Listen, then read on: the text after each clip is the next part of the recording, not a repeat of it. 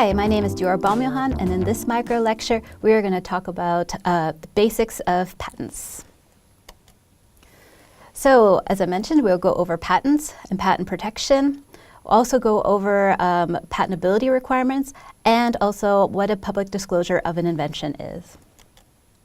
The learning goals of this micro lecture are to understand patent rights and patent protection, to have the basics on the patentability of inventions, and to know what a public disclosure is and when to submit an invention disclosure form.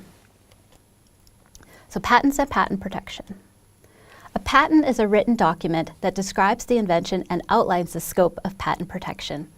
The typical structure of a patent includes names of the applicant and inventor, title of the patent, a summary of the invention, a description section which includes the subject area of the invention, overview of the state of the art, the technical problem and how the invention solves it, and also legends to the figures and at least one embodiment of the invention.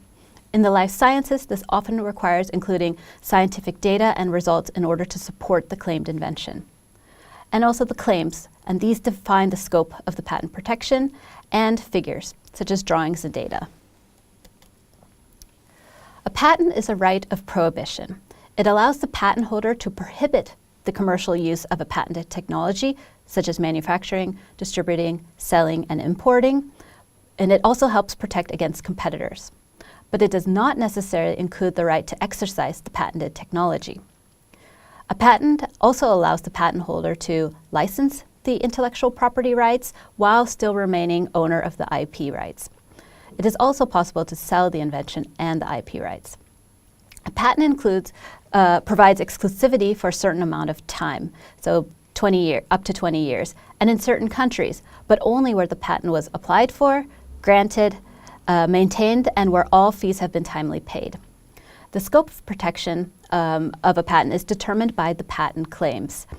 And in turn for this protection, the invention is published 18 months after filing of the patent application in order that the description of the invention then contributes to the general knowledge base. So next we'll talk about patentability. So first off, what is an invention? An invention is an original concept or thing that has not been in existence prior to the actual invention and that represents a new technical solution for a known problem. Whereas a discovery pertains to detecting something new. An object of discovery has already been in existence prior to the actual discovery. So a discovery pertains to natural occurrences and is a gain in general knowledge, whereas an invention pertains to man-made new artifacts, tools, devices, and processes. One criteria for an invention to be patentable is that it's covered under patentable subject matter.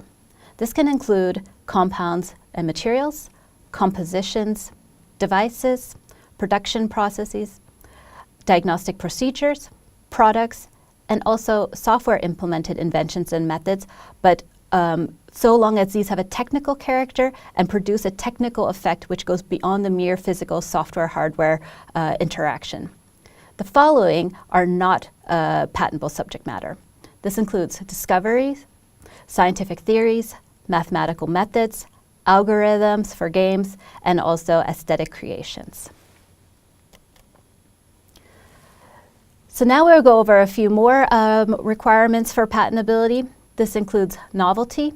That means that before the patent application was filed, the invention must not be publicly disclosed by anyone. Also, inventive step. The invention must be beyond the state of the art and not obvious. In other words, the solution was not expected and is surprising. And also, commercial applicability. The invention can be made and used in any kind of industry. So now we will talk about public disclosures of an invention. As mentioned in the last slide, novelty is one of the criteria that must be fulfilled for an invention to be patentable. Examples of public disclosures that could affect the novelty of an invention include paper, conference abstract, poster, a bachelor, master's, or PhD thesis, presentation made to anyone outside of your organization, research proposal on website, and also news of the research results in the media.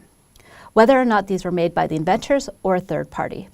Therefore, if you think you might have a commercially interesting patentable invention, contact your technology transfer office well in advance of any public disclosure or communication so that your invention can be evaluated and, if necessary, a patent application filed before your planned public disclosure. Depending on the situation, your technology transfer office may also be able to help you put in place a secrecy agreement so that your disclosure would not be considered public.